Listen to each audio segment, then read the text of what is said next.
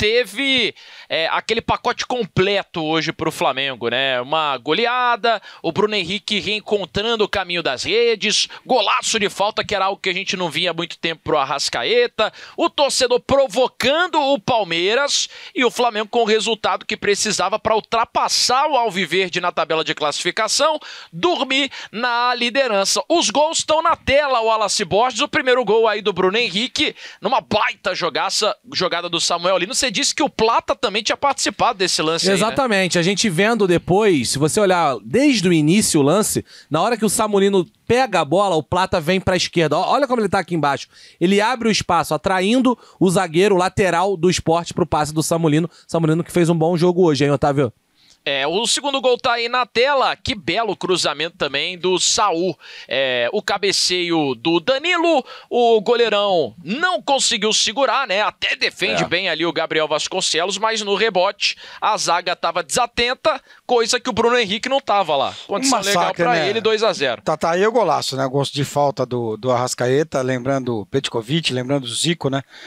Foi um massacre do Flamengo, o Flamengo foi senhor do jogo, do primeiro ao último minuto, a gente chegou a ter 21 finalizações do Flamengo, nenhuma do Sport, depois o Sport consegue fazer 4 finalizações, mais uma vitória para lá de justa, a tabela, a diferença de pontos, 47 pontos, né? Diferença do Flamengo pro Sport, o Flamengo foi soberano, uma vitória espetacular, o Flamengo está muito vivo pelo título, Flamengo e Palmeiras brigarão pelo título brasileiro, se enfrentarão na final da Libertadores da América, e hoje um jogo importante para o Bruno Henrique, né? Fez 2 gols, perdeu no primeiro tempo um gol imperdível, mas é um Flamengo que perdeu a semana passada para o Fortaleza, pensando muito no jogo da quarta-feira, né, contra o Racing. Hoje as coisas voltaram ao normal. Cara, e a gente viu o gol ali do Arrascaeta. Precisa falar um pouquinho sobre o Arrascaeta, né? Tenho falado muito sobre essa ser a melhor temporada da vida dele. Só que é o seguinte, o Arrascaeta já é o maior estrangeiro da história do Flamengo. Não é o maior artilheiro, o Doval tem os seus gols. Ele empatou hoje com o Doval, né? Ele vai passar até o final do ano, ao que tudo indica. Então, o Arrascaeta já é o maior estrangeiro da história do Flamengo. É o jogador com o maior número de títulos da história do Flamengo. Não tem o Mundial, porque não fez parte do time de 81, mas é o jogador com o maior número de títulos absolutos da história do Flamengo.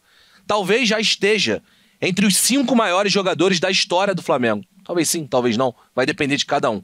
É um privilégio ver o Arrascaeta desfilar o futebol dele com a camisa rubro-negra. E para esse ano, ele assumiu um papel de protagonismo que ele escolheu ser o protagonista do time. O Felipe Luiz deu esse local para ele, esse lugar para ele, para ser o protagonista. É sacanagem o que o Arrascaeta tá jogando em 2025 e, repito, estamos vendo a melhor temporada da vida do uruguaio. Isso quer dizer alguma coisa, porque ele tá há 10 anos jogando pra cacete. Você concorda, Ricardinho? Melhor temporada da carreira do Arrascaeta, a mais artilheira né? Ele nunca participou tanto de gols entre assistências e bola na rede, como ele fez e tem feito nessa temporada. A gente fez as contas, ainda faltam 9 jogos pro Flamengo, pelo menos 9, porque o Flamengo, se ganhar a Libertadores, ainda joga o Intercontinental, pode jogar até 12 jogos ainda nessa temporada. Como é que você vê essa temporada específica do Arrascaeta? Entra jogo, sai jogo, parece que o nível dele não cai, né? É o grande jogador do Flamengo na temporada. O Arrascaeta apareceu muito bem no Cruzeiro, né? Aí o Flamengo faz o movimento de buscar o Arrascaeta e, como já disse o Wallace, ele tá na história do Flamengo, um jogador que mais conquistou títulos ao lado do Bruno Henrique, mas o Bruno Henrique chegou a ficar parado, né? 2 anos quase sem jogar, o Arrascaeta jogando e dentro de campo ganhando. É a melhor temporada da vida do Arrascaeta. Ele teve problemas no ano passado, né? Termina até a temporada, machucado, mas faz uma bela recuperação e tem um ano simplesmente fantástico e espetacular. Um ano decisivo, né? O Arrascaeta não tem feito só gols, tem feito assistências, tem jogado muita bola, faz jus a vestir a camisa 10, né? Do Flamengo. Esse ano que ele pegou a 10, né, Wallace? Ano passado o Gabigol perdeu a camisa 10, né? Ela chega pro Arrascaeta e tá jogando demais e é um jogador assim diferente e são quase 10 anos mesmo jogando muita bola. Que ano do camisa 10 rubro-negro. Falta aquela coroação que você mencionou, né, Tatá? Faltam títulos. Aliás, esse ano ele já tem. Já ganhou o Carioca, né? E a Supercopa do Brasil. São 2 títulos já no ano. Arrascaeta, vice-artilheiro do Campeonato Brasileiro, até para embasar esses números que a gente tem falado. O Caio Jorge fez 2 hoje e se isolou na artilharia com 17 gols, voltou a marcar. Arrascaeta tem 16. Você falou agora há pouco, Ricardinho, de que foi um jogo importante para o Bruno Henrique. O Bruno Henrique, que vinha sendo criticado pelas atuações, estava claramente abaixo do nível que o torcedor do Flamengo já viu dele. Parte da nossa audiência até mandou mensagem aqui no chat, dizendo que a melhor versão do Bruno Henrique é jogando na ponta esquerda, onde o Samulino hoje é o titular do Flamengo, mas queria que você falasse sobre a importância dele fazer 2 gols, voltar a jogar bem, né, fazer o que se espera dele. Ele perdeu um gol a gente vai mostrar agora no primeiro tempo, daqui a pouco a gente vai ver aí. Acho que é o próximo lance. Talvez seja esse aí. Olha lá, ó o gol que ele perde na cara Plata do dá gol. pra ele, ó. Mamãe. Isola a bola, né? Era aquela bola chapada pra correr pro abraço, como a gente costuma dizer. Mas aí o segundo tempo dele, sim, né? Já aos 6 minutos ele marca, depois ele já faz o segundo. Saiu ovacionado pelo torcedor do Flamengo hoje. Bruno Henrique, que tá jogando com efeito suspensivo, né? Sempre bom a gente lembrar. Ele foi condenado aí por participar aí, negócio de cartão amarelo, tal e coisa e tal. A gente não vai mais ver o Bruno Henrique, a gente viu um dia, né? Mas o Bruno Henrique é um jogador que está na história do Flamengo, é um jogador importante que não vinha bem. A temporada do Bruno Henrique não é boa. Hoje ele fez um bom segundo tempo, já tinha entrado muito bem no jogo da quarta-feira contra o Racing lá na Argentina. E hoje ele foi decisivo, né? Ele faz o primeiro, faz o segundo gol, encaminha a vitória do Flamengo. É aquele jogador que é bom você ter no grupo, que é um jogador vencedor, jogador que está acostumado com decisão. E hoje passou por ele esta vitória do Flamengo, mas a gente não vai ver nunca mais o Bruno Henrique que a gente viu no Prime, né? O tempo passa para todo mundo, tá passando também pro Bruno Henrique. Aliás, eu acho que hoje a gente teve algumas boas notícias pro Flamengo, né? Duas delas estão nesse gol aí, né? O primeiro é o Bruno Henrique, que o Ricardinho foi muito bem falando aqui, né, da temporada dele, e a outra é o Samuel Lino, né? O nosso Samulino. A jogada que ele faz para esse gol não é a única jogada boa dele no jogo. Ele fez algumas boas jogadas no jogo como um todo. A gente tá vendo o passe dele aí na progressão, trazendo da esquerda para a direita. É isso que se espera do Samulino. Agora, ele fez isso contra Sport e contra Vitória. São os 2 melhores jogos dele com a camisa do Flamengo. Precisa fazer isso contra times de maior investimento dentro da Série A do Campeonato Brasileiro. Vai ter o São Paulo aí no meio da semana que ele possa fazer isso. E acho que a terceira boa notícia é o De La Cruz, cara. Pra mim, o De La Cruz fez um jogaço hoje. Um jogaço mesmo, cara. Só que é aquela questão, né? O De La Cruz tem as suas limitações físicas, suas questões físicas, mas quando ele tá saudável, quando ele tá em condições, cara, ele joga demais. Só que o problema é muito raro isso, né? É muito raro ele tá bem fisicamente. Pois é, o que é ruim pro torcedor do Flamengo, porque poderia ter um outro jogadoraço. Concordo com o Wallace, hoje foi bem enquanto esteve em campo, principalmente no primeiro tempo ali o De La Cruz, mas que tem várias limitações físicas e isso é bem evidente, né? Porque ele é um cara que não consegue jogar os 90 minutos no mesmo nível já há um bom tempo.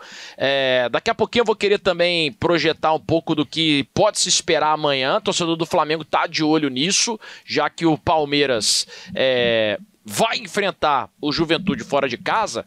E o Juventude, diferente do Sport, ele é um time que ainda acredita, né? O Juventude tem 26, pode ir a 29, ultrapassar o próprio Fortaleza, né? Ficar ali a 4 pontos de sair da zona. Então, o Juventude é um time que no Alfredo Jaconi já fez pontos importantes, é um time difícil de enfrentar, que tem ali características de jogo, principalmente dentro de casa, que podem ser cruéis. Vai enfrentar o Santos na penúltima rodada em casa. Então. Em casa, o Santos que é o concorrente direto. Exatamente. Tem mais de um, né? Então o Juventude ainda acredita, diferente do Sport. Acho que é um jogo mais capicioso, mais complicado pro Palmeiras. Acho que o Palmeiras é favorito, mas vejo como um jogo mais complicado que seria o jogo do Flamengo, né? Com certeza, né? Com certeza. E o Flamengo transformou o jogo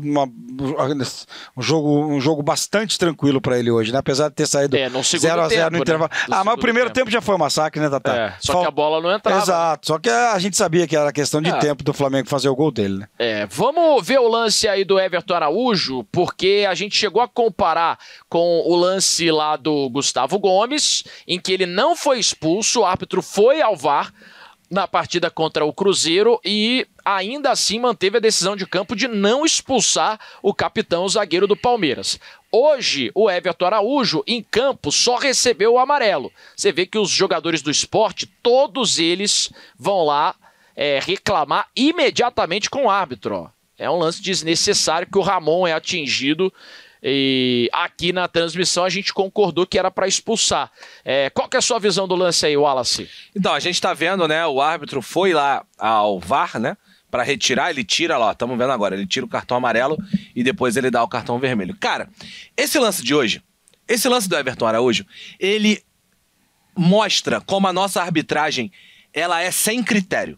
A nossa arbitragem não sabe o que faz, ela sai de casa e não faz ideia do que ela faz. Vou explicar. Esse lance, em Cruzeiro e Palmeiras, Palmeiras e Cruzeiro, o Gustavo Gomes não foi expulso, levou o cartão amarelo.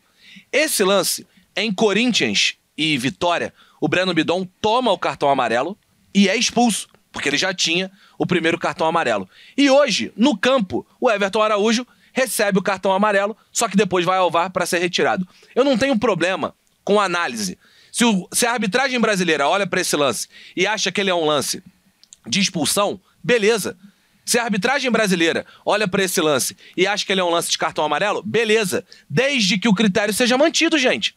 Desde que o critério, com 15 dias de diferença, não seja outro completamente diferente, velho.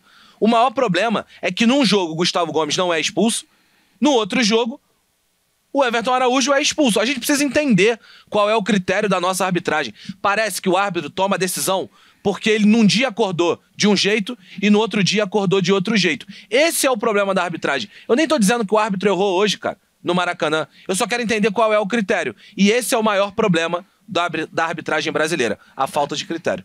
Tem dois lances muito parecidos também, se eu não me engano é Vasco e Bahia, em São Januário. Um no Puma Rezende, Rodrigues. Né? Isso, exatamente. O volante Rezende do Bahia. Tem um que é no Puma e tem outro que é no Felipe Coutinho. Exatamente. Né? São dois lances assim também, cara. E que o critério da arbitragem ali, o VAR e nem nenhum dos chama. dois é expulso, né? Tem um que não dá nem falta. Nem falta, exatamente. Nem falta, bela lembrança, Otávio.